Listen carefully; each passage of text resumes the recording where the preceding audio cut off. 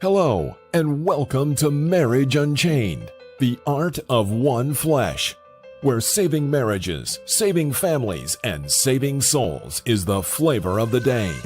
Now, let's join our host and author of Marriage Unchained, Catholic Alpha Radical, Jerry Jacobs Jr. Welcome to Catholic Alpha Radical Live, where I help you fix your Catholic marriage. I've coached and helped hundreds of men in their marriages, and now I want to help you. Call 313-RADICAL now. That's area code 313-RADICAL, and ask me anything on tough marital issues, such as what to do when she's asked for divorce, what to do when you have a mutual agreement of separation but you didn't want it, what to do when your wife is cold and distant, what to do when your wife is having an affair, what to do when your marriage is bad, boring, lukewarm, and passionless, what to do when you engage in a marital embrace less than once a month, what to do when you sleep in separate bedrooms, what to do when she has left the home with or without the children, what to do when you're divorced but didn't want it. Call 313-RADICAL. That's area code 313-723-4225. That's area code 313-723-4225. Again, call 313-RADICAL right now for answers to intimacy problems, communication problems, prayer and spiritual warfare problems, authentic masculinity problems, aka how to man up. So, sit back, relax, take a chill pill, and get ready to rock. But don't duck.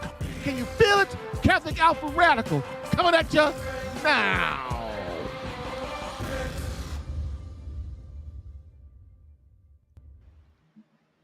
Hello, and welcome to Catholic Alpha Radical Live, the podcast that helps you fix your Catholic marriage while also giving you winning tactics for marriage problems, girlfriend problems, and intimacy problems for men. But moreover, where my main mission is to keep you out of divorce court. And with Marriage Unchained, the art of one flesh, divorce combat coaching is the flavor of the day, while also helping men understand marriage and courting, not dating, in the Catholic faith. Why? Because dating is for sex and courting is for marriage. In this 161st episode, 33 things Catholic women do to screw up their marriage, part 2. Plus live calls from you answering your marriage in crisis questions. Please remember to give back and help other marriages by sharing this podcast. And if you are getting value, give it a big thumbs up, baby. So don't wait. Get in that queue for some resolution to your marriage confusion.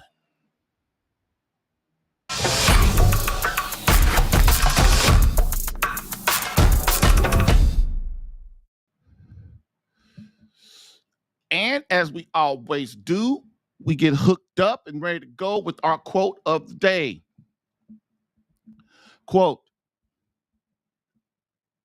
"It can thus be said that women, by looking to marry, find in her the secret of living their femininity with dignity and of achieving their own true advancement. In the light of Mary, the church sees in the face of women the reflection of a beauty which mirrors the loftiest sentiments of which the human heart is capable.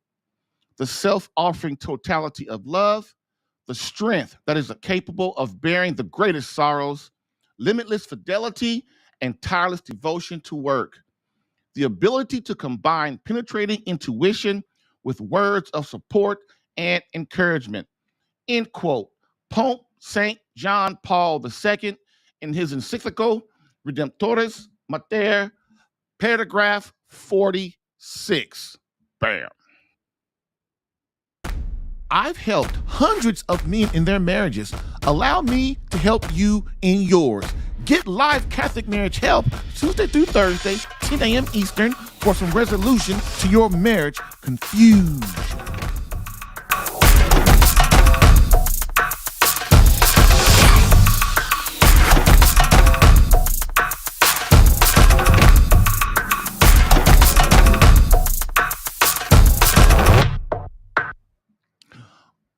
All right, y'all. Let's get started with this. And yesterday and today, yesterday we began with a warm up of this subject. It's a very touchy subject, of course, because like I said, anytime you start talking about women and it's not the most, like, they're not the purest of the pure saint and this, godly thing in the universe, then of course, you're going to get smacked down. And so, but what we're doing is try to really help women. We're not really trying to hurt them. But as always, people, when they can't, a lot of times they can't see things because they're in the hell and they don't know how to get out of it. And so a lot of times, if I can tell husbands like the things that their wives are doing, or that maybe their daughters are doing, that they can see that, they can spread the word and kind of help them come out of things a little bit. And the thing I covered yesterday, one of the things was, why are women so miserable? And then, why are wives miserable? And so I'm just going to hit those real quick, and then want to take a break and then come right back just to get us warmed up again. Okay. So in today's world, why are women so miserable today? So no understanding of their true purpose as a woman. They are trying to be something they are not, basically men. They are not taught how to be true, classy ladies anymore. They have psychological, emotional, and spiritual trauma from giving away their gift. The weakness of men not controlling ourselves and having and breaking our unsaid promises to women. The heavy burden that women have lofted upon themselves. They have no idea or understanding of what men and society truly need from them as women. Trying to toe the line of feminism just as blacks do. The absence of God and his church in their childhood and life. They are demonically oppressed. And of course, the big one, there are no fathers in the home. So that is women. Now let's get a little bit more specific. And why are wives so miserable today? And look, you don't really have to agree with me. That's fine. But I really just want you to really try to hear what I'm saying. Really try to hear what I'm saying. Our wives and our women are they're not happy. And they're not happy because they're allowing the world to determine their femininity. They're allowing society to determine their femininity. They're allowing Satan to determine their femininity. They don't look to God to help them understand that he's the one that created them, and he's the one that can make them fulfilled as a woman and make them happy. Okay? So why are wives miserable?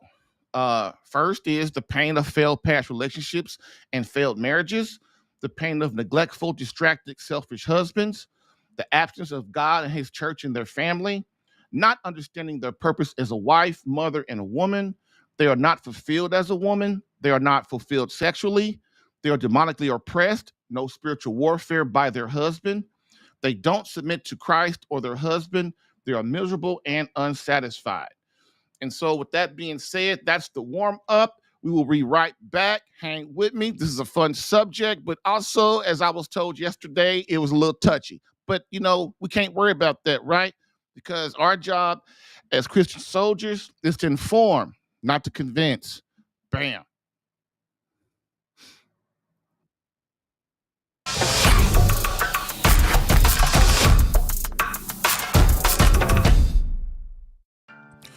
If you're getting value from this podcast and would like more personal marriage help, visit SaveMyCatholicMarriage.com for an opportunity to work with me personally for free. Yes, within 30 days, learn how to become a better husband that attracts your wife back to you. Visit SaveMyCatholicMarriage.com and get a plan tailored specific to your marriage and situation. I've helped hundreds of men in their marriages. Allow me the chance to help you using my personal and gained experience. Visit SaveMyCatholicMarriage.com for superior coaching for your marriage. Again, SaveMyCatholicMarriage.com. That's SaveMyCatholicMarriage.com to become the man God created you to be and the husband your wife needs. Lastly, I always get the question, why don't you help women? And I always answer them, I do. So, for all of you beloved wives out there that want to reignite that feeling of emotional closeness and complete love from your hubby, consider marriage coaching, and visit SaveMyCatholicMarriage.com for an improved marriage within 30 days.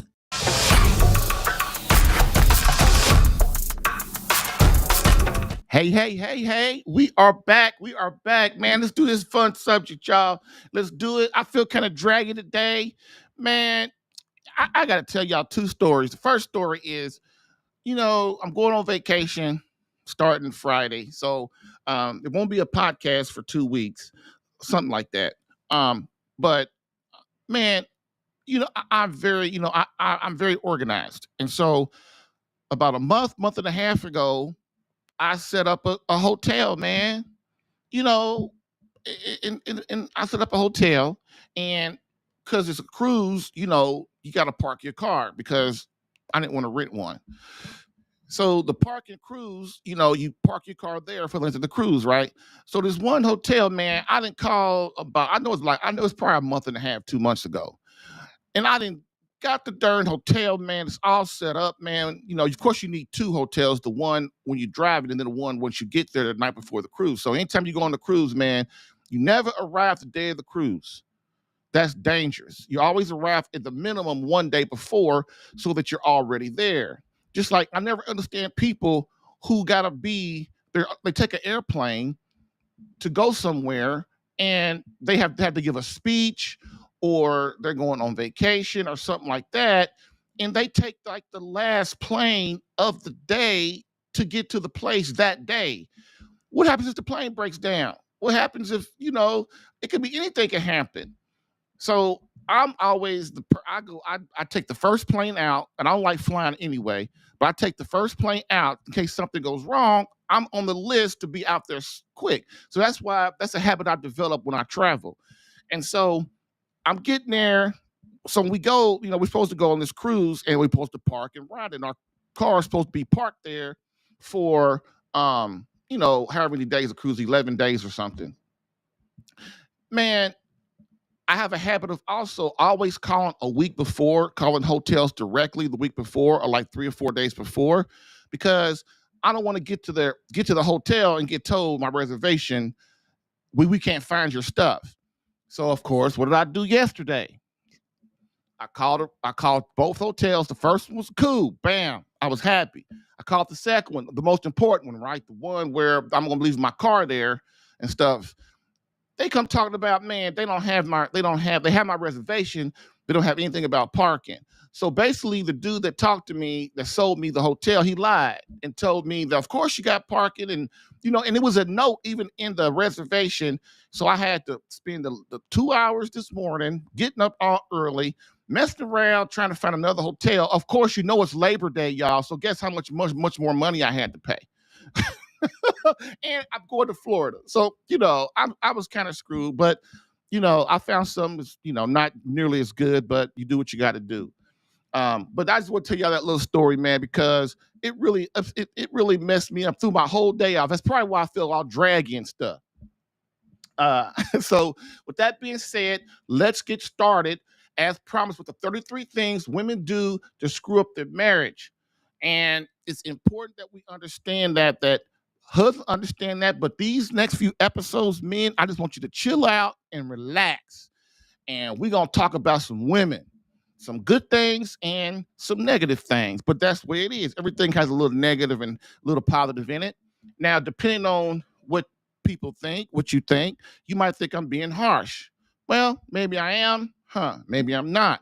Sometimes you got people these days, they think anytime you be honest and you be truthful, no matter how you put it, just like how our wives are, right? If you married, you know what I'm talking about. You cannot say one negative thing to your wife. She holds that against you for the rest of your life. It'd be 20 years from now. Remember that time you told me I need to lose some weight? Whoa, wait a minute. That was 20 years ago. I don't care. You still said it. So, but that being said, yesterday's show, y'all, it was fun for me, but I know it hurt some feelings with some women. I know it did. But you know what? I got done with the show, and I went out and did my walk, right? And I come back, and I have an appointment. And guess who the appointment's by? It's by a woman. she wants to talk to me and she wants help.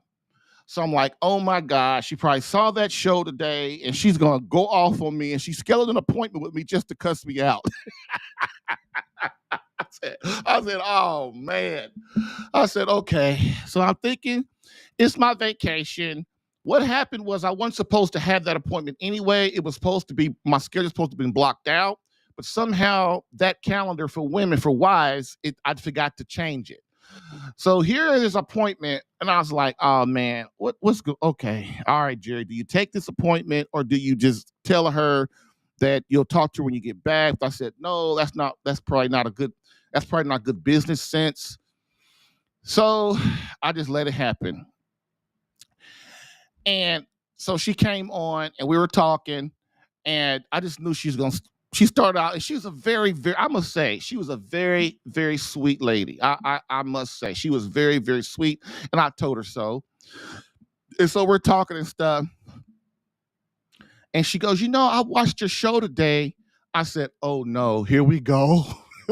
So I like sitting there, I brace myself. I'm like, okay, I'm not gonna say nothing. I'm just gonna try to agree with her and try to, She said, you know what? You made me look at myself and you made me really realize that I need to learn how to be a better wife. So that's why I'm here. Oh, really? Oh, that was so sweet of you. Thank you so much. That's the Holy Spirit, right? So the reason I tell y'all that story is because I want you to know that the way society trains you, you don't really realize that the stuff I say about women, they know for the most part it's true. And it's like men, husbands, if you look at yourself, you can realize that you have some things that need to be worked on. And people who are like that, that's one of the reasons why I married my wife. I'm not even gonna lie to you. I've always been an introspective person my whole life, even when I was like a teenager and stuff. Of course, I wasn't when it's smart and experienced or nothing like that. But I always, kind of like looked at myself when things went wrong, And so when I met my wife, it was I saw that she was like that. Like she would she would say stuff, and I'm like, wow, she's really looking at herself. She's really analyzing this stuff. And I'm like, wow. So that really what helped me really start to, fall in love and be interested and want to be a friend with my wife. And so when I come across people like that, because I know if I don't look at myself, how can I fix myself? How can I blame somebody else? How can I say, oh, it's their fault? They did because of this and because of that. Because today, that's how we're all raised since the 60s, right? We're all raised since the 60s to be like, well, he's a drug addict. It ain't his fault, though, because his mama wasn't around. Or, and you know how I feel about that. How you going to keep blaming your mama for something that happened when you was a kid? You a grown-ass man now. You 50 years old, you still gonna blame your mama? I mean, you know what I'm saying? So that is what, and people who look at themselves and who are introspective, those kind of people, they move, they start to grow faster. They grow faster and they learn quickly. And those people you can kind of help a little easier, well, a lot easier than a person who, they get mad first, because the first response to truth is what? Anger, right? So this is why I want to tell you guys that story, because believe it or not, there are women out there that are very good women. They really are, just like they're really good men. You just have to find them and stop settling for crazy people. So that's what we're in for today. And I hope that you guys are ready for this. And I'm going to try my best to move along. So here we go. So many believe me, Jerry, that I am completely on the wife's side when it comes to marriage. This could not be further from the truth. I am not on the husband's side. I'm really not. I am not on the wife's side. Definitely not. And I'm on the side of God in marriage. And that's what I tell every person that sits before me. I just happen to understand that men are the catalyst and key to greatness in society. I really believe that. I've seen it happen. My motto is and has always been change the men, change the world. This is how God and his son have set it up. Again, someone has to raise the children, and women just happen to be naturally tasked as the givers of life. And that is important that we understand that men change societies, women change, basically help create change, they help change the world by the children that they raise.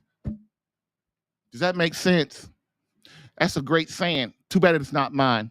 That's Father Ripperker. But it's the truth. Men will change the world. Women change the world by raising great children and raising children that feel loved, that feel respected, and feel that their mother and father love them, and all of that, and that God's in their life, and things like that. Because the women, again, they lead the children to the husband, to the father. It's important that you guys understand that. Do not get it twisted. Stop trying to take the role of your wife, unless she's not there. Now, you ain't got a choice then. But for the most part, stop trying to you be the stay-at-home daddy and do all this stuff, and then your wife goes out and she works 12 hours a day like a man. And don't get me wrong, I understand people got to do what they got to do. But this is why it's called suffering and sacrifice, like Christ did. We have to do what we are meant to do. And women, no matter how you look at it, they are tasked, informed, and naturally are for children because they bond with them. You ever notice how women just bond with kids so easily? They don't even have to try. Even the mean ones. Kids just naturally come to them. Why? Because women are the givers of life. And men, we are the protectors and the defenders of life. It's a difference. And when we don't do what we're tasked to do, things get all screwed up. Just look at society and marriage right now. And so this is why men will change society. This is why I know and believe truly in my heart that men are the ones that change society, not women. Women change. They you can try and change it, but it always seems when it goes to the emotional, sloppy, blah, blah, blah stuff. About my feelings. And that's not how a society has to be run. And then the kids are neglected, ain't they? Come on, y'all, just be real. The kids are neglected. They are. Everybody goes and goes, well, I'm okay. No, you ain't okay. I'm not okay. I'm not okay. I'm not okay that my mother worked 10, 12 hours a day at night from 10 o'clock in the morning to 7, 8 o'clock in the morning. She slept all day. I hardly ever saw her. Right? Tell me that's good. That's good. And my mother was just doing what she had to do. I'm not blaming her for nothing. I'm just saying, is that good? Of course it's not good. Of course it's not. Me and my sister by ourselves all the time. And we party hardy, y'all. Oh, yeah. Me and my sister laugh about that one. But yeah, man. Try to understand that it's really not a knock on women. It's really not a knock on men. It's just that God created us, and we have to see, man, this is what he intended. And he knows us as like Ford and Chrysler and Toyota, right? They create their cars. And if we go and just start doing what we want with the cars don't run right. It's the same with the creator, with our creator. It's the same thing. God would not put us here without some kind of system to help us get back to him. Remember, that's why we're here. We are here to go back to heaven, to spend eternity with God, the creator, because that's why he created all of us. People who walk around thinking that they are just here to play and have fun and make money and go to work, and that's all they're here for, man, those people, they got a problem. They're going to have a rude awakening. It makes no sense, does it? Does it really make sense that all of us go through all of this pain, This is how I know that there's a God, dude. This is how I know that the church is right. This is how I know Jesus Christ is right. Because if you just think about it for a second, why do we go through all this pain? Why, from the day we are born, do we go through all this pain and misery and suffering? Why do we do that? What is the purpose of that? You've got to, as a man and a woman, we have to ask ourselves these questions, man. Stop going around with our heads in the sand. And if you ask yourself these questions, you will start to realize, well, I'm probably suffering because suffering, there's a purpose for me suffering. There's a reason. Like Christ. Christ had a reason to suffer and sacrifice, didn't he? He's an infinite being, so he had to get rid of all the infinite sin in the world, right? And we're here for the same reason, to get back to God. But in order to do that on our own, we can't do it, right? Because of the original sin and our brokenness, right? So in order to get back to God and be with him in the beatific vision forever, we have to be chiseled. We have to be chiseled. Our wife chisels us. Women, our wife chisels the husband, and the husband chisels the wife. We chisel off the imperfections. This is why people don't understand about marriage. Marriage is a suffering because we have to get along. We have to compromise, and we have to be one flesh, and we have to raise these kids, and we have to come to God. And doing all that pain and suffering, we get this glorious relationship with our Lord. We get this glorious relationship with our spouse, and we get this glorious relationship with our children, and we all move towards God, and the payoff is great. This is why we're here. So anytime I hear somebody talking about all the reasons they don't want to mess with God, and God did this to me, and God did that to me, or my wife did this to me, or my husband did this to me, I go, man, you are lost. You are lost. Suffering is part of this existence because it's the only way that we can be pure enough and become saints like Christ wants us to be in order to be with him in heaven. There's no other way. God could have created any universe he wanted. He could have, to get us to come back to him, right? He could have created any universe he wanted. But he created a universe of pain and suffering. This is why you know that pain and suffering is a good thing. It's not necessarily a bad thing. Of course it hurts. Of course we don't like it. But did Christ like it? Did God incarnate like it? Did he? Of course he didn't. But he did it because he had to save us. Just like that's why you hear me tell men, if you're not willing to die for God, if you're not willing to die for your wife, if you're not willing to die for your children, then what the hell are you here for? What are you here for? So that is where we are. And wives are the same thing. If you are a woman, what are you here for? If you're not willing to give your life and sacrifice your career, sacrifice your so-called happiness, sacrifice your intellect and everything that you are for God, your husband, and your children, what are you here for? Do you think when you die as a woman, somebody's going to be, oh, wow, she had a great, that BMW was so nice. Oh, wow, oh, she was so beautiful. You think God's going to be talking like that? Oh, boy, she had this great career. You think Jesus, when you stand before Jesus Christ at your particular judgment, when you stand before Christ immediately upon your death, and you as a wife stand before Jesus Christ, and he looks at you and goes, where's your husband? Where are your children? And you're going to say, but Christ, I was a great politician. I changed the world, and I did this, and I was a great factory worker, and I had all these things, and everybody just loved me. You think Christ's worried about that? Christ is going to ask you, do I even know you? Do I even know you?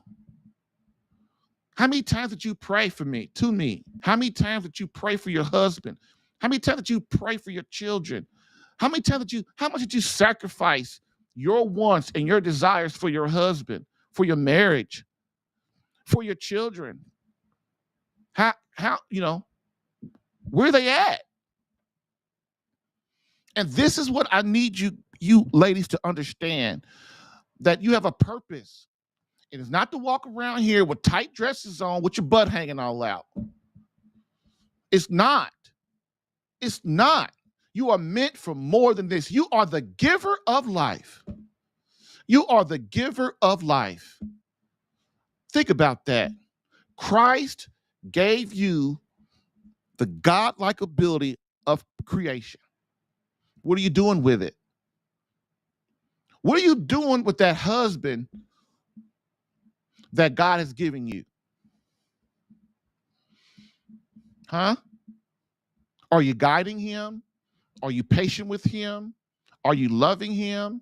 Are you learning how to love him? Are you entering spiritual warfare for him?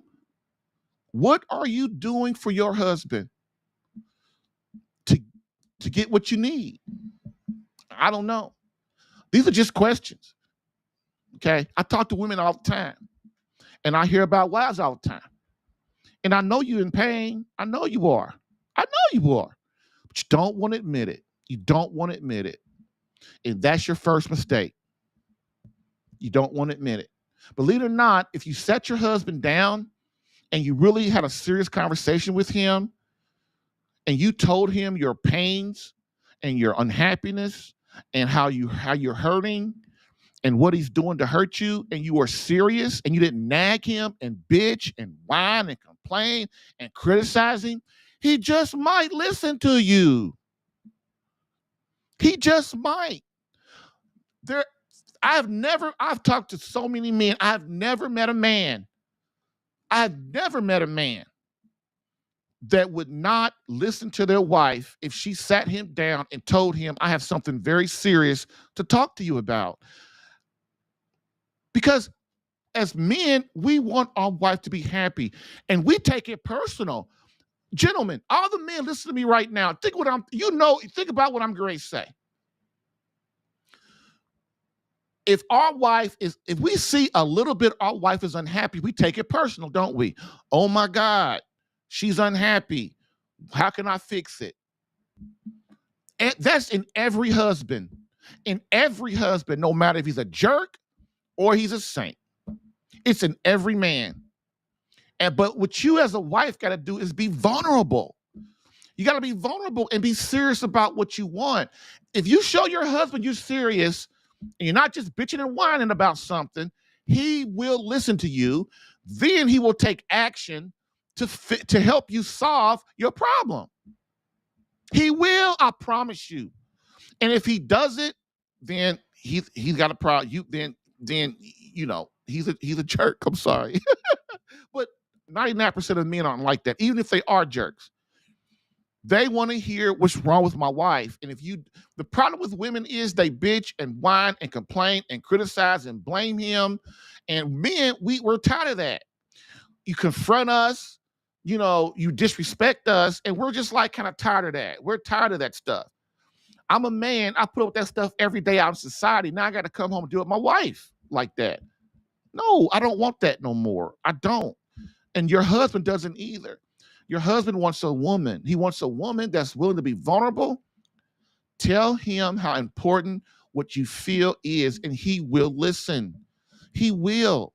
But you've got to be vulnerable and let him know that you're serious. Because if you're nagging at him, he just thinks you're just talking. Like, who was that? Juan called yesterday. He says this all the time. He said we're in group, and he said this. He said his wife will start talking to him, and it sounds like Charlie Brown, like walk, walk, walk, walk, walk. And I'm telling you, men, that's how we think. We're like, okay, what is that noise coming at me? Right? So with that being said, understand that women, you're the giver of life. Although I may in the future do a show on this subject for men. Like, so in the future, I might do the 33 things men do to screw up their marriage, but I don't have to do that for men because that we already know. We already kind of know. If the men that I work with, the guys that listen to this show, they already are starting to understand their deal. Like, okay, I understand what I'm doing. I'm moving to fix it. So I don't want to do a show on that. Okay, because I talk to men all the time. So, but they are because so they now have their mission and purpose. So the guys I talk to, they now have their mission and purpose, and it takes a little while to get that going. But what about women? What about wives? There are only two types of people in this society who are never expected to suffer and sacrifice. Think about it. Women, there are two types of people in this society that we are never asked to sacrifice and suffer for nothing. And they are allowed to be completely selfish and basically do whatever they want without any judgment of their actions or the repercussions of their actions, who are given a pass and excuse after excuse as to why they must and have to do the many upside down things they do. And who are these two types of people? Number one is women. Number two is homosexual men. Bam. Think about what I'm saying. Those two are never held responsible for nothing, are they? In our society, we have come to allow these two to remold the society into a whiny, slobbering, emotionally out of control, no common sense, no accountability for action, country lacking logic. Men who are masculine as Christ and try to bring common sense and sensibility back are attacked with a vengeance. Aren't we, guys? Aren't we? Anytime we try to be respectful and be logical and try to be a man of God and bring Christ into things, we get attacked, don't we? With a vengeance too. Evil, man, evil. Men in this age are weak and given over, and men in this age are weak, and we have given over our masculinity. Christ is all but gone in public, and if he is in public, he is seen as a soft, blubbering, weak, do whatever makes you feel good God with no accountability. I know that men have basically allowed this, and we must again begin to assert our true love for God, our wife, and our family by standing up for our Lord and his church. This is the only way to true and authentic masculinity and to regain the respect of women and our wives. As I said in the last segment, women are lost, and only men can restore them to their greatness. As a whole, sane, beautiful souls that are worthy of the love of God, their husbands, and their children. Moreover, men and society must begin to hold women, wives, and mothers accountable for their actions again. No longer can we cater to their emotional and chaotic way of doing things. This has not worked for society, the church, marriage, and our families, has it? Ladies, look at yourselves for a change. Just look at yourselves for a change. Maybe the mirror can help you remove Satan and selfishness from your life. When will you again be as the Blessed Mother and suffer and sacrifice for something greater than yourself? When will you become worthy of that husband and those beautiful children that our Lord has given you? Only you can answer that, and begin to see your own flaws and begin to draw your husband to you with true womanliness. So, how can you do this, ladies? First, you must know the things you may be doing to cause much of your misery as a wife and woman. I now present to you 33 things that wives do to screw up their marriages.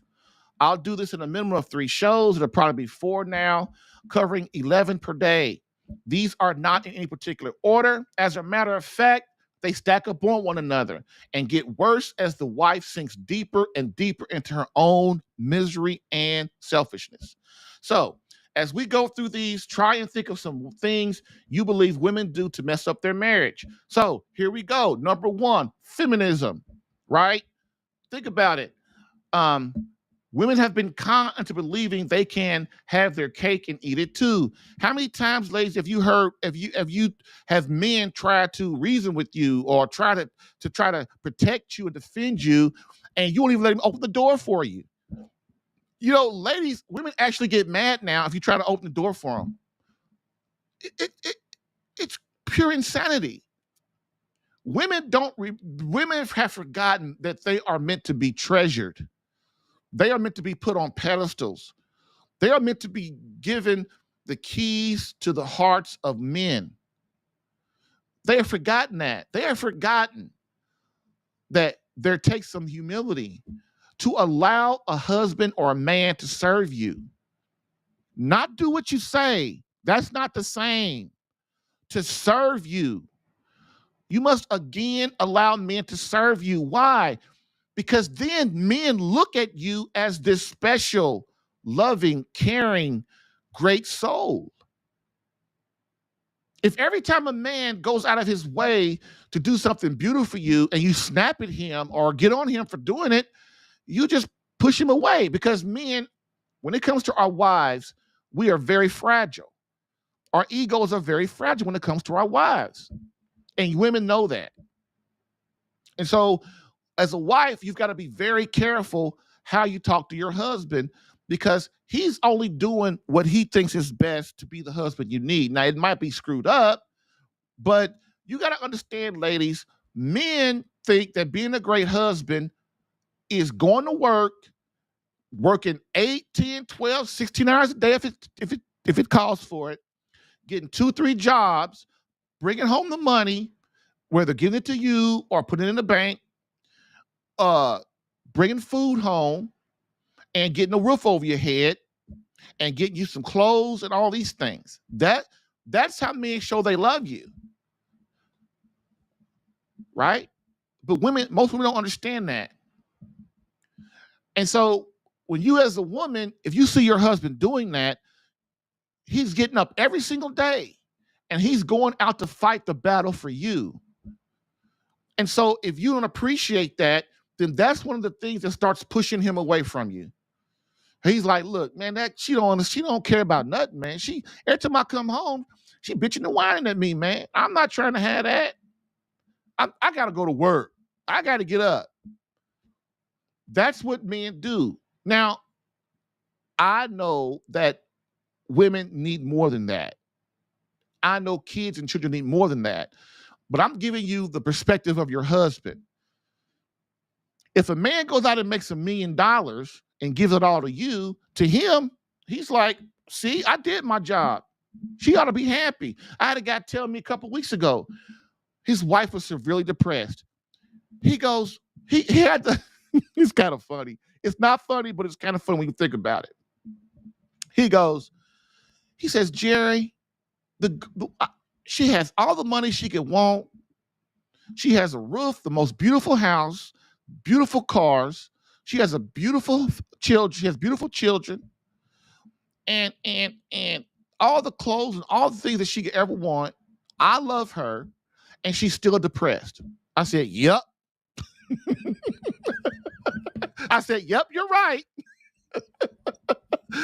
Because men look at marriage and relationships different than women do.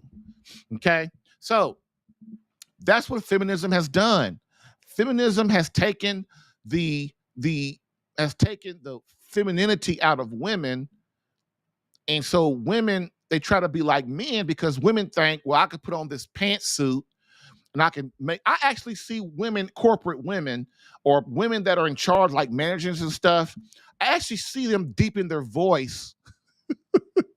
They actually deepen their voice to show authority. Hey, do that. What's wrong with her? You know, but women don't realize you're in charge. So just let your authority do the job. You can still be a feminine, loving, caring woman. Bring your femininity to the position. Men don't want a man. They don't. And so this is what feminism has done. Women have lost it. They have lost their true calling, and it's sad. Number 2, wives don't pray and enter the spiritual battle and don't enter spiritual warfare for their husbands and children. Women, your prayers are powerful when it comes to your husband and children, but you must submit and conform. So as a wife, it's your job to get on your knees. It's your job to approach God and into spiritual warfare against Satan for your husband and for your children. Your husband is sure. He's tasked as the protector and defender, but he needs your help, right? He needs his wife's help You become stronger. Just like with the children. If you're at work, your husband helps you by what? Taking care of the kids. So he's supporting you in your mission. Your husband's job is to support, is to defend and protect the home. So through what? Through spiritual warfare. So if you help him, then that makes your defense of your home even better. But I can't tell you how many women, they always blame their husband. Like he ain't this and he ain't that and he ain't this and he ain't that. But they ain't did one prayer, one rosary, went to one mass. You know what I'm saying? They ain't prayed. They ain't did nothing. They ain't did one day of fasting. They ain't did nothing. Matter of fact, they sit there and lay in the bed and don't expect their husband to do everything. And then he does it. You know, and if wives and mothers do not enter the spiritual warfare for their husband first, they are doing their family a travesty. God must come first. You need the grace from God, ladies, to get your husband to be the man that he's supposed to be, the husband he's supposed to be. Okay? And men, they're starting to understand that, but they need your help. Okay? If you don't get on your knees, if you don't pray, if you don't do what you're supposed to do, then you hurt your husband and you hurt the family. He needs you in spiritual warfare. I can't explain this enough. And I can't really be more aggressive about it. But this is what has to happen. You must approach the Holy Spirit as a wife if you're unhappy with your husband, and ask the Holy Spirit to change the heart of your husband. This is why spiritual warfare and prayer is so important. If you nag your husband and you criticize him and you blame him and all this kind of stuff, he's going to tune you out. But through your prayer, your suffering, your service to Christ for your husband, your husband will begin to change his heart for you. He will love you more. He will treat you better. But it's going to take prayer to do that. Okay? So next, I'm going to take this call because we have one, and we'll try our best to get this in. Let me see. Let me change my screen first. Hold on, caller. I'm coming. Man, there it is. Okay. Talk. Hello? Hello, caller. Can you identify the voice? What's up, man? What's up, Scott? You're so crazy, man. I'm giving you good news. I'm going to give you some good news. Okay. And it's in regards to what you're talking about today. Mm-hmm. The demonic. I'm joking with our fellow buddy Larry, who's also a member of the tribe. Yeah. I was joking with him. I said the demonic influences Jerry's talking about that women have in today's society is why they are so drawn away from seeking Roman Catholic initiatives and godly initiatives. And it goes back to the first temptation in the Garden of Eden. So I was always taught that the first Adam is Adam and Eve, and the second Adam is Jesus coming back to say, we're changing how everything is done. Follow me. But I wanted to make a comment to you in regards to this, that St. Thomas More prayer novenas that I do is 9 prayers that I was given through confession. I just filed a motion yesterday in federal court to have the judge temporarily restrained from violating my religious liberties. Woo! Against the Roman Catholic Church. Wow. So that means the judge, every family court judge in the county I live in now cannot make, if the order's granted, which most likely it will, because I used the precedents where the city mayor in the city of X, I won't mention the name, Louisville, they were actually sued by a church for religious liberties during COVID, where they were going to peacefully gather, and the mayor had given a directive you couldn't do that. So the church hired civil rights attorneys for discrimination and for religious liberties, and a federal judge overturned it and put a restraining order against the mayor and the city of Louisville to allow them to peacefully assemble for the Holy Thursday, Good Friday, Holy Saturday, and Easter Sunday. I used that exact case to reference and put in my motion in front of the federal judge that I just filed my motion yesterday. Nice. Beautiful. And it's because the judge threatened me on the record with contempt because I'm seeking religious liberties. She's now going to be held liable for it. Nice. Because it's the federal statute. We're guaranteed the right to practice religion, to redress grievances, which means if you have a problem within your marriage, you have the civil right to address those grievances, even through the local courts, and she can't stop it. And then the right to express religious liberties is constitutional, not only from the federal level, it's also from the state level. And they try to act like it's not these days. They try to, anytime you try to say anything, they try to do what the judge was trying to do to you, try to shut you up. Oh, no. And as a matter of fact, to address the issue, I've been watching the news on the Texas governor's trying to ban abortions outright because it's now back in the hands of the state. And it says, if you leave the state, have an abortion done in another state and come back to the state as a resident of the state, I'm going to have you charged with murder. Woo! I don't know if it's been passed yet through legislation, but it's coming, especially for the Bible Belt type states like the states in the South. It's the more liberal views from the northern states that they want those freedoms. So I just wanted to mention to you that there's always hope, even within the federal courts, to sue for religious liberty. So for people that think judges can't be sued, they're completely wrong. Bam. Thanks, man. I like that. Love it. Have a good weekend. Okay. Yes, sir. All right, you too. Yes, sir. Bye. Bye. All right. All right. So again, we're hey, here on Catholic Alpha, man. We fighting, y'all. We fighting in the courts. We fighting Satan with the spiritual warfare, like I was just talking about. And then we fight through understanding how to treat our wives so that they understand that we love them. You got to fight on different fronts, man. You guys who are in marriage crisis and you're trying to fight this by yourself, it's almost impossible once your wife wants to leave and she wants a divorce. It's almost impossible without help. But you know what? You just keep on thinking that you can do it on your own, and you keep going. I'm going on vacation for 2 weeks. Maybe you can call me when I get back. Because I'll be all refreshed, y'all. I'll be refreshed. I'll be ready for y'all then. Be ready to have some more fun. Get excited. Okay? So that was a good call. So let's get back to business. Our secondary thing of business.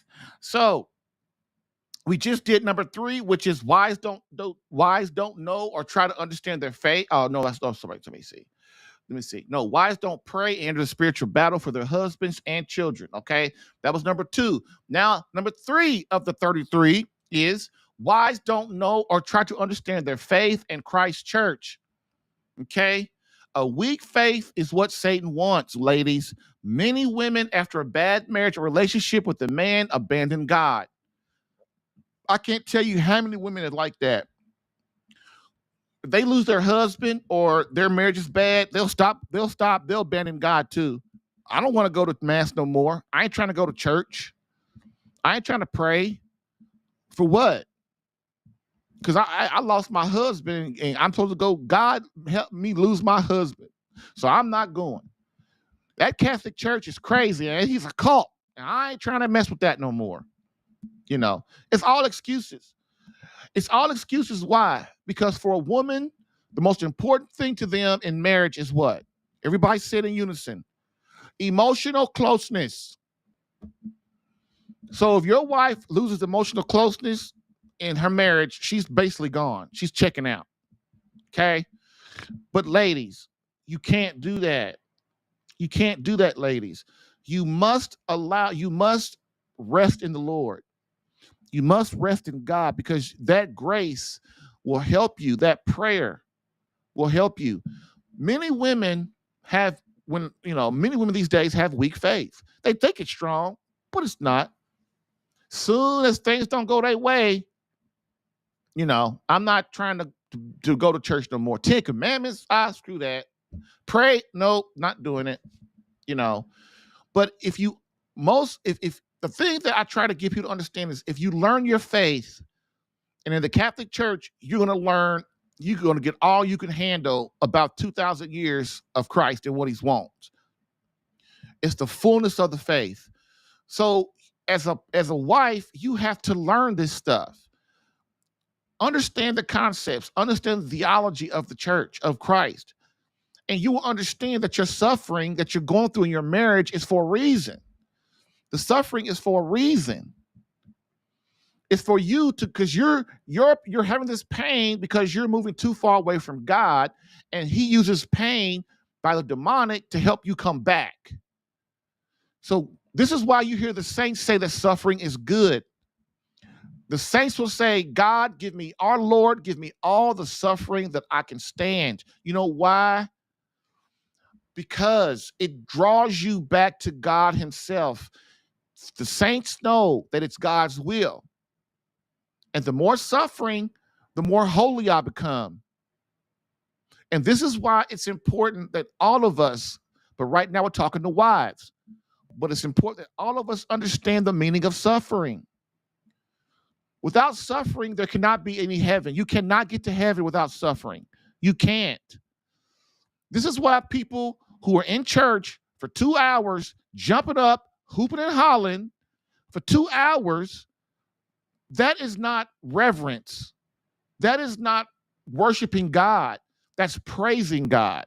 It's a difference. It's a difference. Okay? And so we've got to understand that Christ is about suffering, ladies. Suffering.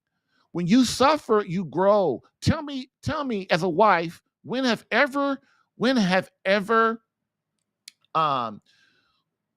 ever learned anything when things were going good? You don't. When is the only time you reflect as a wife and a mother? When things ain't going right. When you're stressed out. When something bad happens. When a child dies. When your husband dies. When you get sick. When a child gets sick. When your husband gets sick. Then you start to reflect. That's why suffering means something. It helps draw you to God. Okay? So, but you can't understand these things if you don't get your nose in the book. Get your nose in scripture. Get your nose in the catechism. Get your nose into understanding into religious videos on the church and the saints, and understand understanding the theological importance and the concepts of Christianity and Catholicism. You have to know these things so that always hear me say, the knowledge of God is the love of God. If you don't have knowledge of God and his church, you don't love him. You don't. Even Protestants tell you, if you don't know scripture at least a little bit, you don't love God. You have to know scripture at least a little bit. Like, what we mean is the stories of the Bible. Like these things that teach us our lessons so that we can understand God and try to get to know him. So, okay. So next, number 4. Wives expect husbands to read their mind. Oh boy. Bam. Oh, I can't tell you how many guys, husband go, man, the woman actually expects me to read her mind. I can't believe it. What is wrong with her? Dude, I got guys all the time. Okay, he's trying to be a better husband. He's trying to be a better man. The man's praying 2 hours a day. The man's going to mass. The man's going to adoration. The man's praying rosaries. The man's on his knees. The man's learning how to be a great lover and a great man for her. And he'll go, well, what do you want me to do? You should know what to do. Oh, what?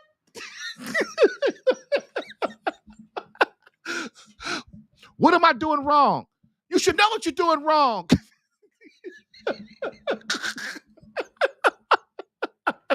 Come on, fellas. Y'all know I'm right with that one.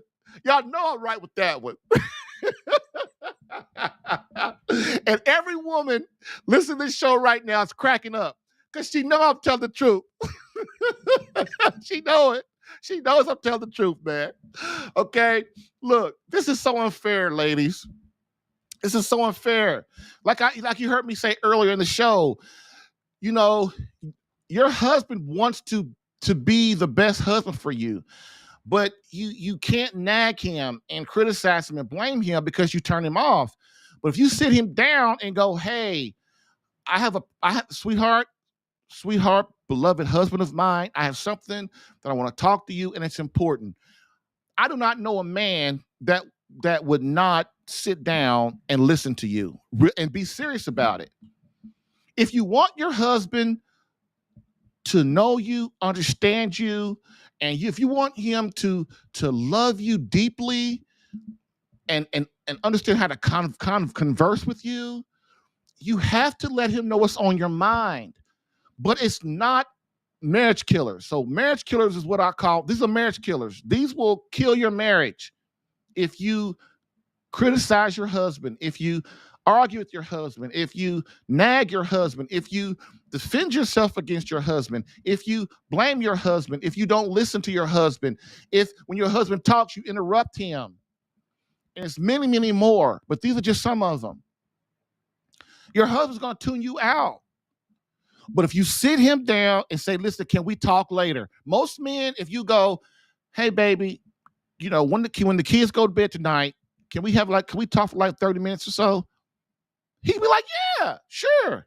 I got to talk to you about. Yeah, I'll be there. Or, look, sweetheart, I got nights meeting tonight, but can we do it tomorrow? See, you compromise. Yeah, we could do it tomorrow. I don't know any man that wouldn't do that. That if he loves his wife, he will. And if he don't love her, he'll do it. Because men, when it comes to our wives, we're very sensitive. We want to please you. We want to make you happy. But we can't if we don't know. You can't. If I ask you what's wrong and you go, nothing, that's not helping the situation, man. That is not. And every guy listening to me will say the same thing. We know we're dense. Every man knows he's dense when it comes to relationships. We know that. We can go and build a rocket to go to the moon. We can sit here and organize a business with 2,000 employees. We can sit here and work on a car for 5 hours. We can go to work and work really hard for 15 hours. But when it comes to relationships, we need your help, ladies. We're not this special. We're not this know-all be-all. We need your help to guide us. So when I say, if I ask you, if I'm your husband, I say, hey, are you okay? Yeah, I'm fine. How was that? Obviously something's wrong. How was that helping the situation? Okay. And listen, another thing, be patient with your husband. He's not trying to be mean to you on purpose. He's not trying to disrespect you on purpose. He's not trying to be a jerk on purpose. He's just doing what he thinks is best. Most guys don't even know how to talk to women. Even their wives. They talk to you mean, they raise their voice, they criticize you, and they tell you what to do all the time. But if you would sit him down and say, sweetheart, when you talk to me like that, it hurts my feelings, most husbands will start trying to do better. But you can't get mad at him like that. You can't hold it against him and shut down, and then 20 years later ask for a daggone divorce. And he's sitting there wondering, what she asked for divorce for, Jerry? I can't tell you how many guys come to me and go, man, I don't even know what she wants divorce for. Man, I don't even know what she wants to leave for. Ladies, that is your fault. That is your fault. That is not his fault. That's your fault. The only way it's his fault is that when you talk to him and he's disrespectful and berates you. But if you tell him, please don't do that, the way you talk to me hurts my feelings, most husbands don't know they're doing that, and then they will stop doing it. So what I mean, gentlemen, if you're not approachable, if your kid tells you something and you go off on them or ignore them, you're not approachable, right? Your wife is the same way. But women, wives, you have to tell your husband this, because most of us don't really know that. Listen, I'm a marriage coach, and it took me years to understand that I talk to my wife bad. I didn't really realize it because I used to talk to my wife like I'm talking to you, right? Talking to y'all right now. I'm not mad. I'm not upset. I'm not nothing, but just how I talk. My family, especially on my mother's side, my grandparents had 8 kids, 8 of them. So when all my aunts and uncles were alive and my grandparents were alive and I was a kid, we go to my grandmother and granddaddy's house, and it's like 20, 30 people up in the house. All kids, grandkids, and aunts and uncles and mothers and fathers and grandparents. And if you didn't raise your voice, you're not getting heard. You're not. We're on the table talking, and everybody talk loud because you don't get hurt in a big family if you don't raise your voice and let your voice come out. People who are from small families don't get that. Like people only have 1 kid or 2 kids or something. They don't understand that. My grandparents had 8 kids. Some Catholic, Protestant families too, have 10, 15, 20 kids and stuff. If you don't raise your voice and be heard, how's anybody gonna know you're serious? You won't say anything. So a lot of men don't really realize that when they talk to their wives, they're hurting them. They really don't. So ladies, I know that they do. So I'm trying to help them talk to you better. And they're doing a great job, but you're going to have to help too. You got to help too. You've got to stop taking things so seriously. And you know what? My wife was the same way as you are, ladies. She was the same way. She get quiet. I'm talking like I'm talking now. She get quiet, don't say nothing. And at first we got together, like, what's wrong with her? I'm like, but my wife is the one that taught me that I can't talk to her like I talk to everybody else. So gentlemen, you should be very, very thankful for my wife. If you ever see her, hug her and give her a kiss and say thank you. My wife taught me how to talk to women. I thought you just talk to them like you talk to anybody else. You can't talk to your wife like that. You can't. It hurts her too much. When you raise your voice, when you raise your tone of voice, if you're disappointed in her, if you call her names, all this kind of stuff. But ladies, you're going to have to help. You're going to have to guide him and sit him down and say, sweetheart, the way you talk to me hurts my feelings. And I know you don't mean to. And my wife was like that too. She says, baby, I know that you don't mean to. She said her and my daughter, it was years before they figure out that this is just how I am. She's like, this is okay. So he's not mad at us. That's just how he is. So I'm going on too long. I'm sorry. This is fun. I'm going on too long today. It's after the hour. So let me go ahead and move a little faster. I want to get these 10 done today. Next, wives place the needs, wants, and desires of their children above God, their husband, and marriage. Look, ladies, your kids are not God. They need their parents together in the same home. That's what your kids need. If you as a wife put your kids above God, put your kids above your husband, what I mean is by putting that above those two, I mean you put their needs, their wants, desires, your kids above that of God and your husband. You cannot do that. That's a recipe for marriage. That's a recipe for divorce. A recipe for disrespect. Now, every man's going to say, of course we should put the needs of our kids ahead of us. Okay, yeah, right. That's not how it goes, gentlemen. And that's not how it goes, ladies. God first. You serve God first. Then you serve your spouse.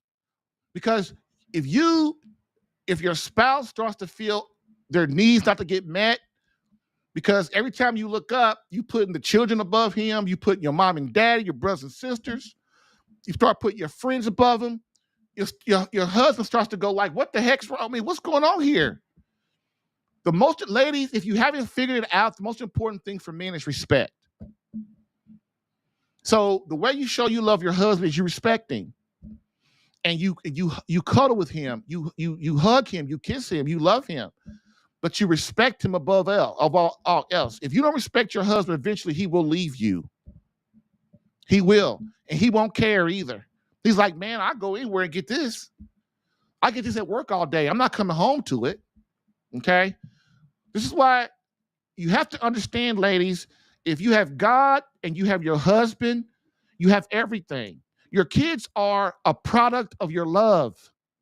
That's why you can't put your kids first, because if you look at Ephesians 5:21-33, it explicitly says the husband and wife leave their parents to go off and become one flesh. That's how important your union is. You cannot make children God.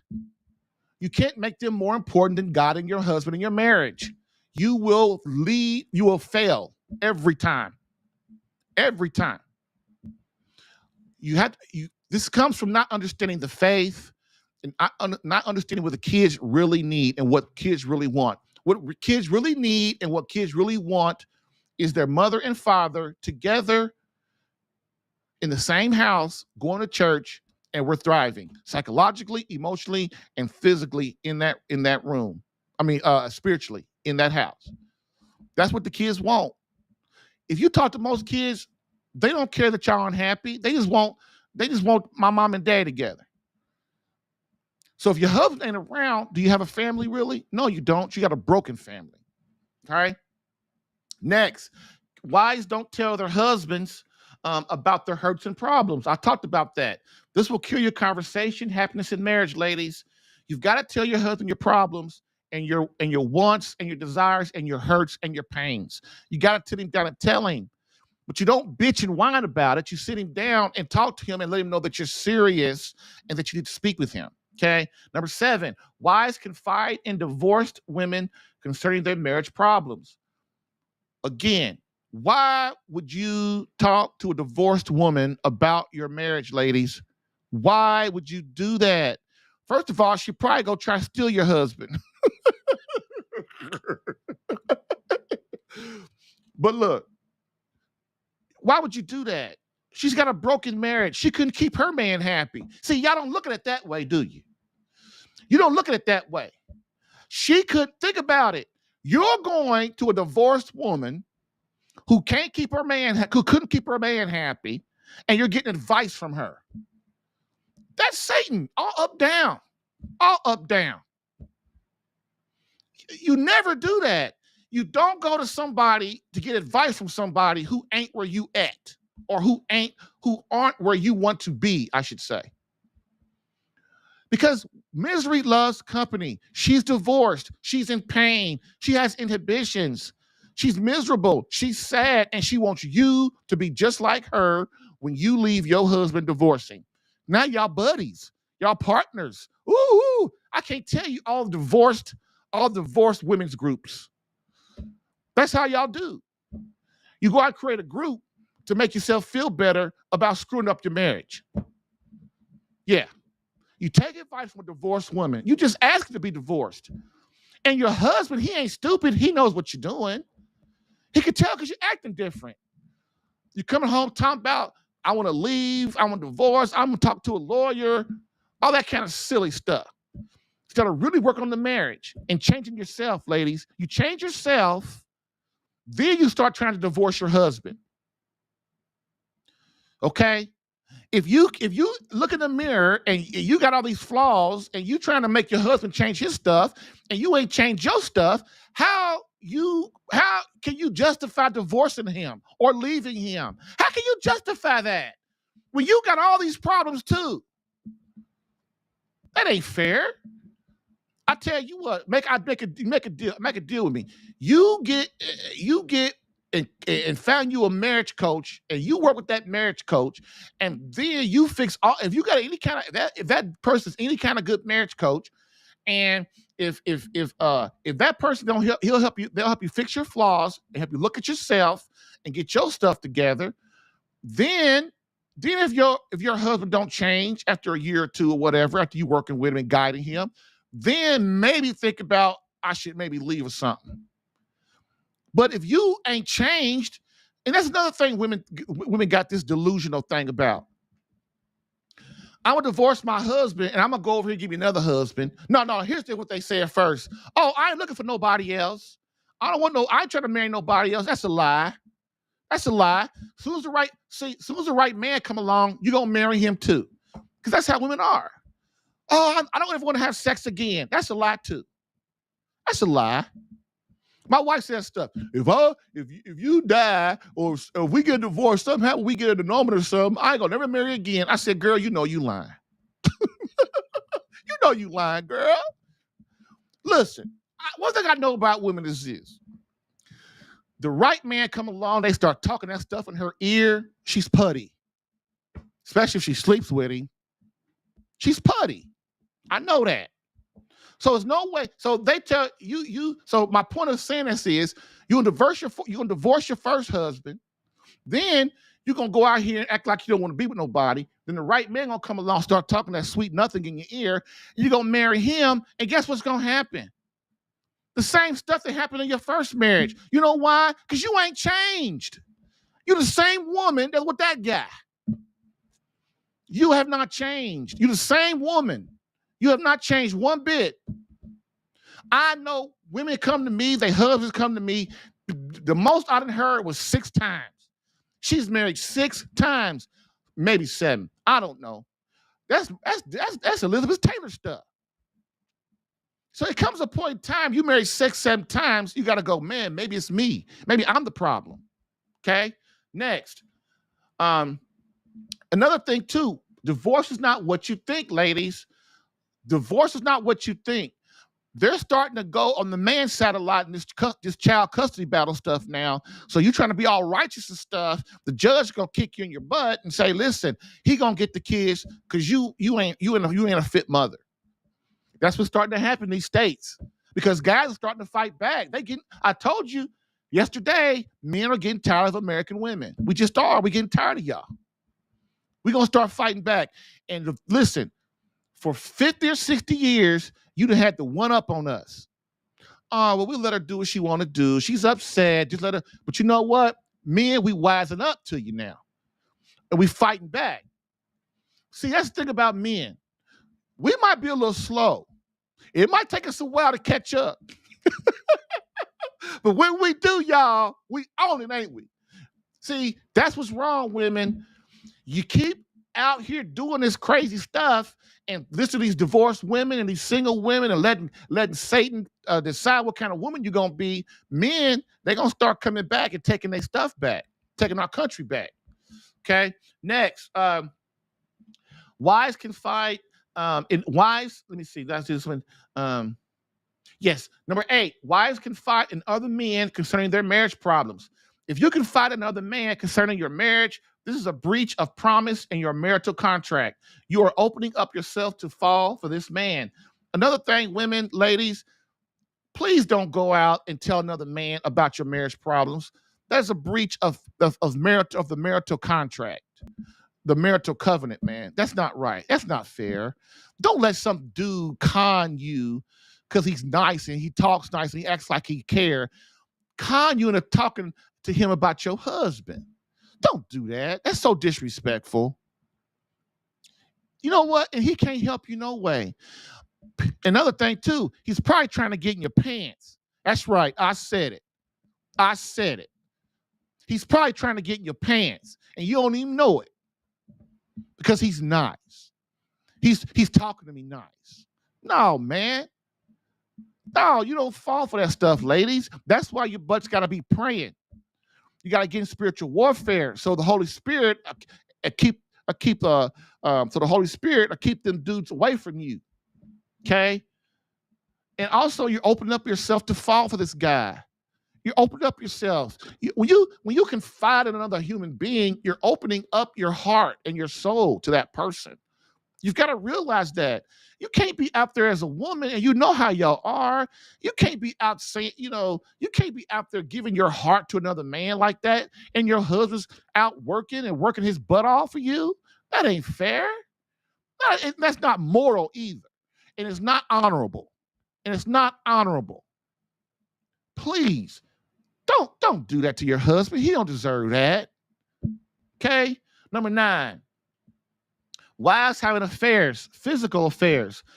You won't give your husband intimacy or tell him what you want, but expect another man to be the dream guy forever. This is pure insanity.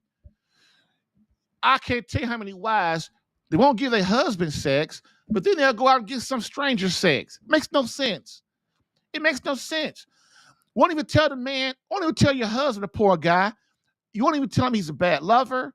You won't tell him what he can do to make you happy in bed. You won't tell him, you won't even talk about sex with him. You won't tell him that you know what your concerns are.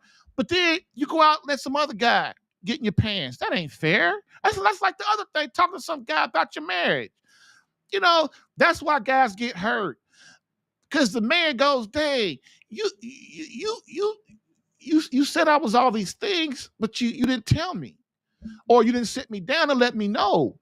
You know, and that's kind of the same thing as the other thing. And I just don't agree with that, man. I know people do it, and I understand. And I know women, I know y'all hurt. But man, come on, man. Come on, man. Give your husband a chance. Give him a chance to talk to him no matter what you got to do. Be patient and pray for him. Okay. Number 10, wives cut their hair like men. Oh my God, I should have made this for the next show. I'm gonna go about this forever. You know what, y'all? I'm not gonna do that one because I'll be talking about that for a half hour.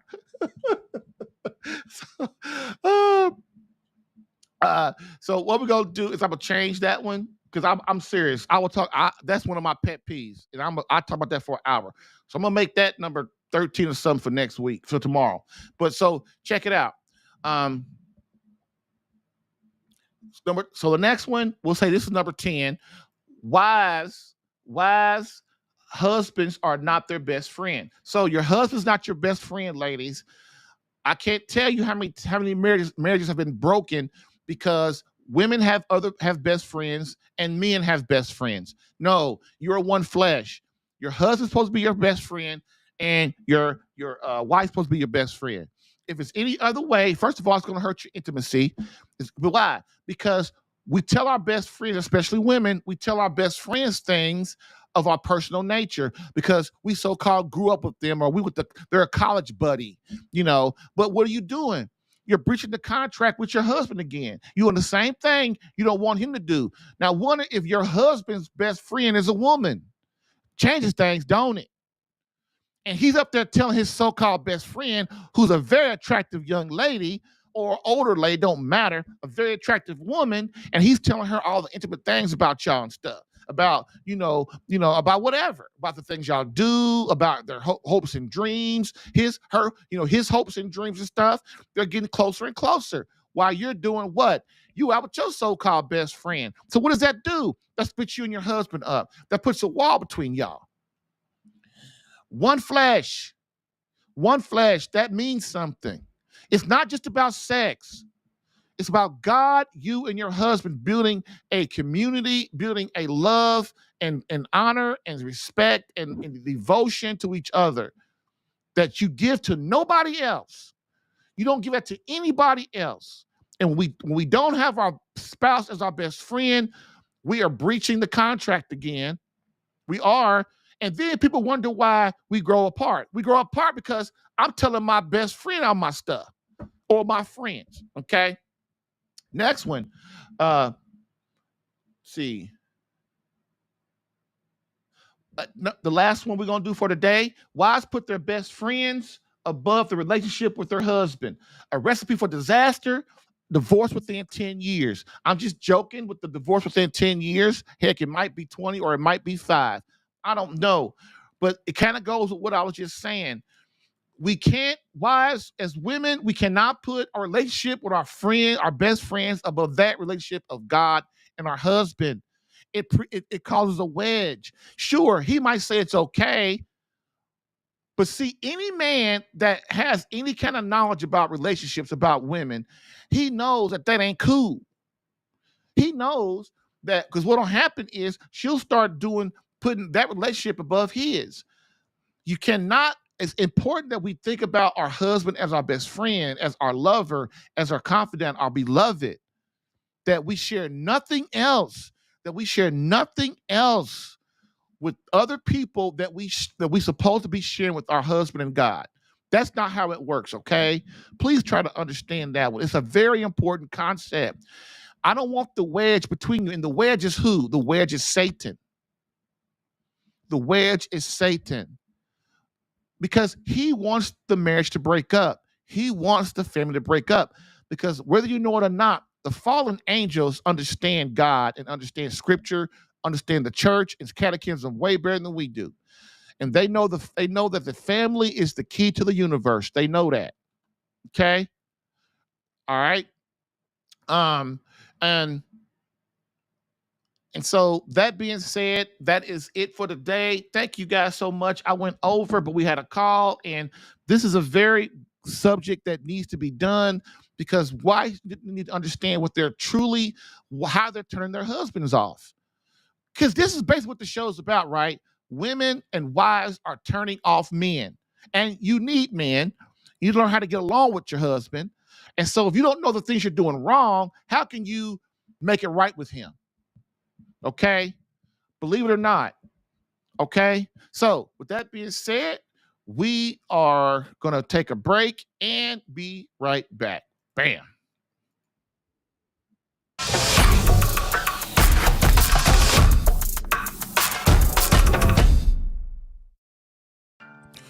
If you're getting value from this podcast and would like more personal marriage help, visit SaveMyCatholicMarriage.com for an opportunity to work with me personally for free. Yes, within 30 days, learn how to become a better husband that attracts your wife back to you. Visit SaveMyCatholicMarriage.com and get a plan tailored specific to your marriage and situation. I've helped hundreds of men in their marriages. Allow me the chance to help you using my personal and gained experience. Visit SaveMyCatholicMarriage.com for superior coaching for your marriage. Again, SaveMyCatholicMarriage.com. That's SaveMyCatholicMarriage.com to become the man God created you to be and the husband your wife needs. Lastly, I always get the question, why don't you help women? And I always answer them, I do. So, for all of you beloved wives out there that want to reignite that feeling of emotional closeness and complete love from your hubby, consider marriage coaching and visit SaveMyCatholicMarriage.com for an improved marriage within 30 days.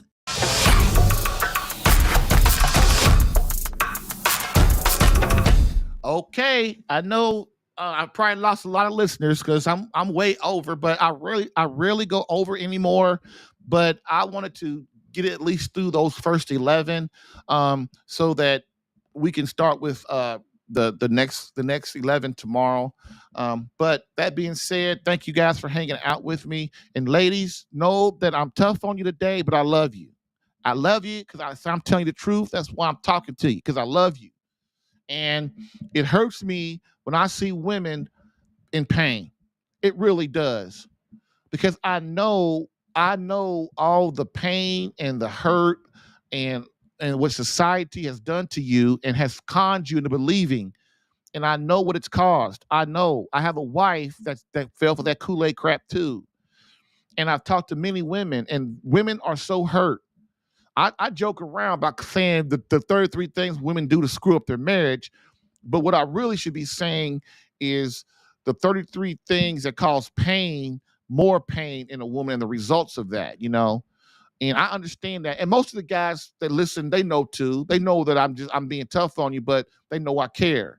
And that's the main thing is I want you to know that I understand.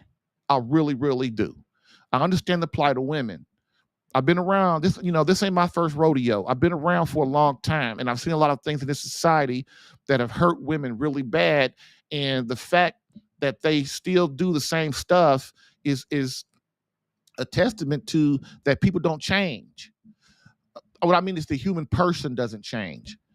You know what I mean? Like from 2,000 years ago, 5,000 years ago, people are still people because of concupiscence, because we're broken, because of the original sin and stuff, the fall.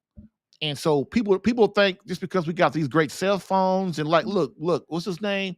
The Starlink and all them dudes. What's his name?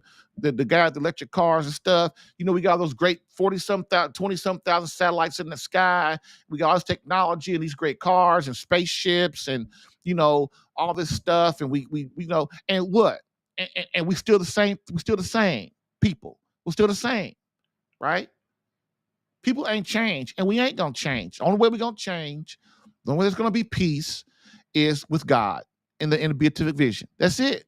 And once you know that, our job is to move our lives and our families toward Him. I'm sorry.